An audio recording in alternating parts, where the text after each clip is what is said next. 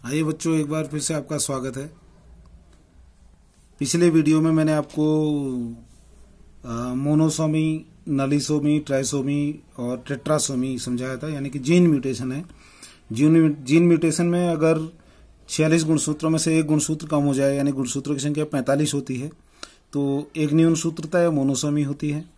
अगर दो गुणसूत्र कम हो जाते हैं, यानी टोटल गुणसूत्र 44 रह जाते हैं, तो द्विन्यूनसूत्रता यानी कि नलीसोमी कहलाता है। अगर एक गुणसूत्र बढ़ जाता है, यानी कि 46 + 1 एक गुणसूत्र बढ़ जाता है तो 47 हो जाते हैं, तो इस स्थिति को एक अधिसूत्रता कहते हैं, ट्राइसोमी। और अगर दो गुणसूत्र बढ़ जाते हैं तो 46 + 2 यानी कि 39, तो इसे द्विअधिसूत्रता यानी टेट्रासोमी कहते हैं।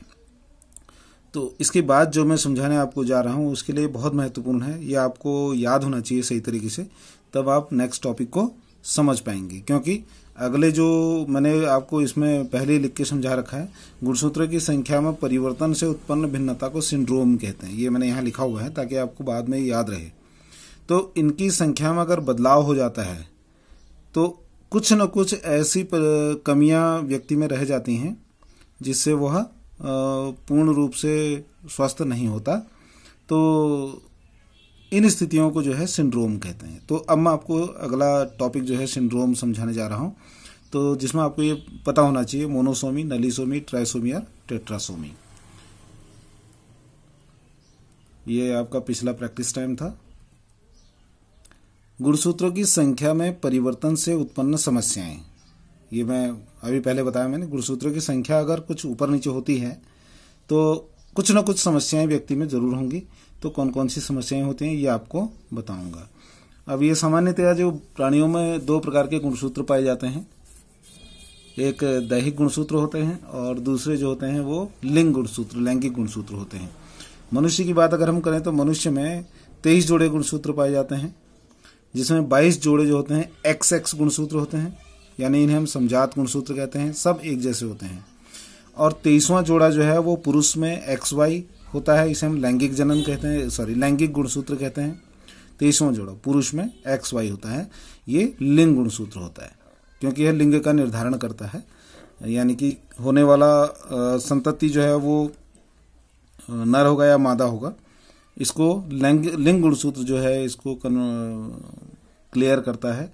तो इसलिए जो 23वां जोड़ा जो है उसको हम लिंग गुणसूत्र कहते हैं, ये XY होता है, जबकि महिलाओं में ये XX होता है, 23वां जोड़ा भी। ठीक है, तो ये आपका है गुणसूत्रों की संख्या आपको बताई मैंने। तो ये गुणसूत्र जो होते हैं ये दो प्रकार के होते हैं। पहला समजात या दैहिक गुणसूत्र, ये मैंने आपको बता दिया है, समजात या दैहिक गुणसूत्र। समजात मतलब एक जैसे, ठीक है।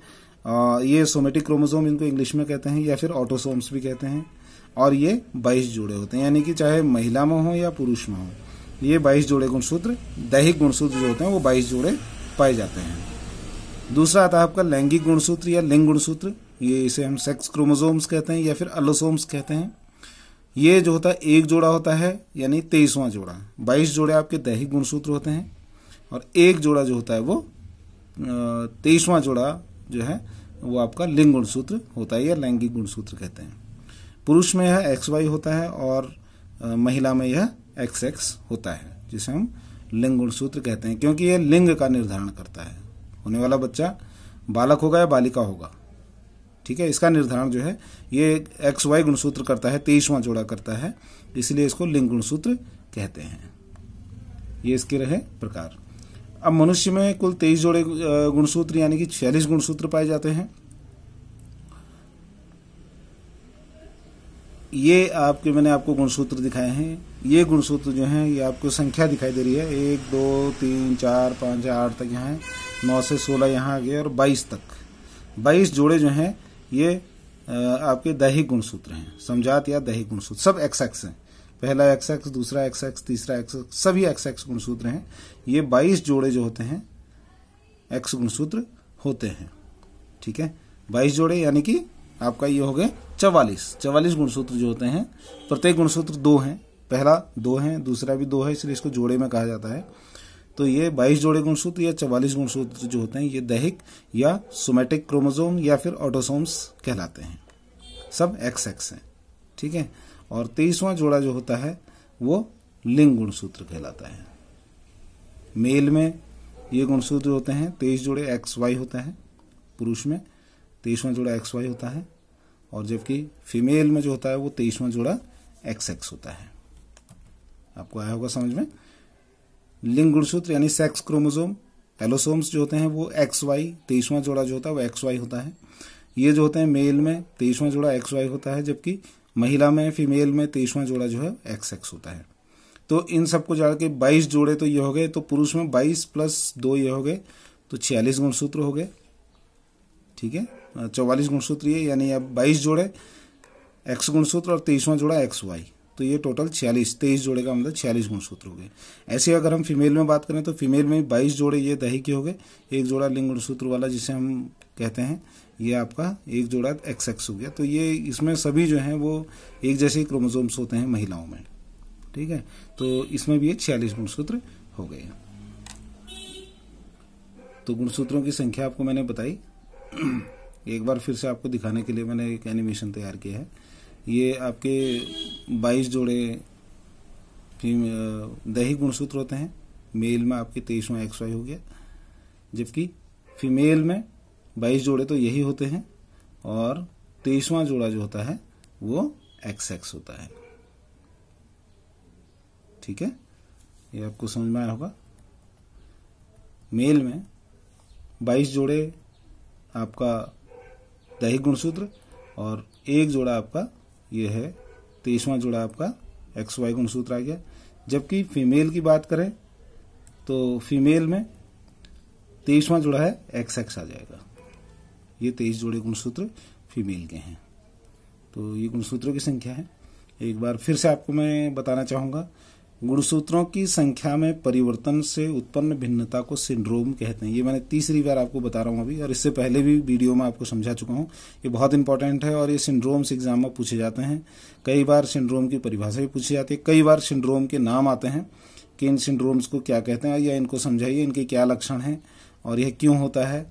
ये सारी चीजें, इस प्रकार के प्रश्न पूछे जाते हैं या फिर टिप्पणी लिखने के लिए आती है। तो गुणसूत्रों की संख्या में परिवर्तन, गुणसूत्रों की संख्या में परिवर्तन क्यों आ रहा है?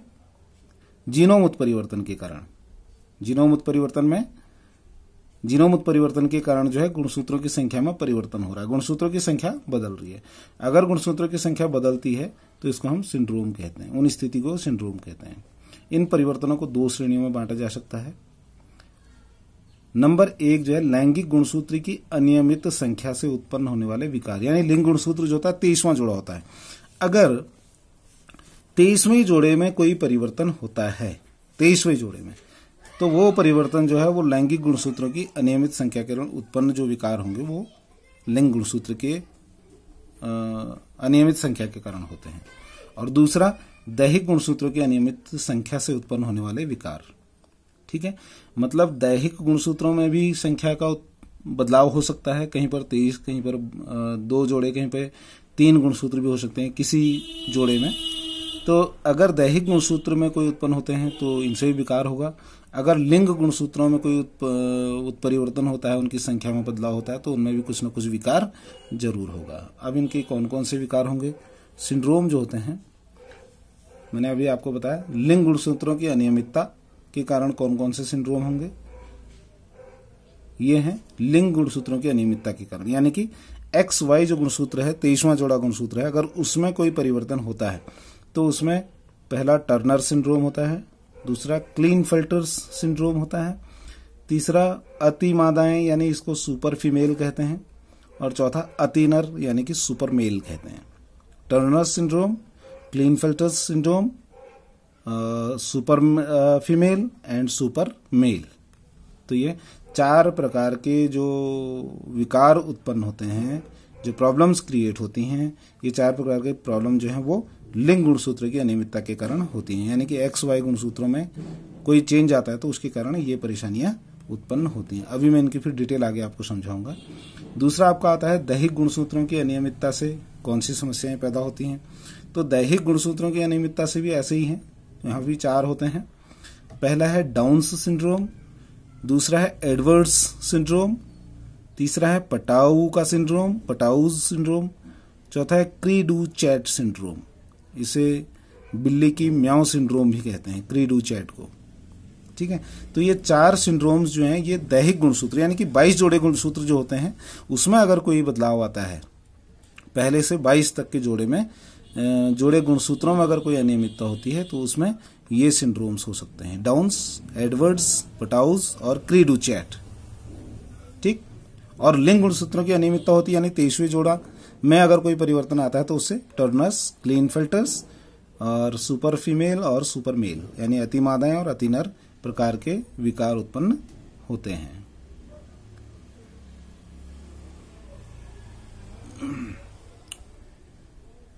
लैंगिक गुणसूत्र की अनियमित संख्या से उत्पन्न होने वाले लक्षण X या Y की सामान्य संख्या में परिवर्तन। ये परिवर्तन मैंने एक एनिमेशन आपको समझाया है कि 22 जोड़े गुणसूत्र हैं, 23वां जोड़ा ये है, और अगर इनमें कोई परिवर्तन आता है तो परिवर्तन से विकार उत्पन्न होंगे। ठीक है, तो आज की वीडियो के लिए इतना ही काफी है। मैं नेक्स्ट वीडियो में आपको सिंड्रोम्स समझाऊंगा। इन सिंड्रोम्स को आपको बहुत अच्छे तरीके से समझना पड़ेगा। ये जो नेक्स्ट आपको टॉपिक दिख रहा है ये मैं नेक्स्ट वीडियो में समझाऊंगा।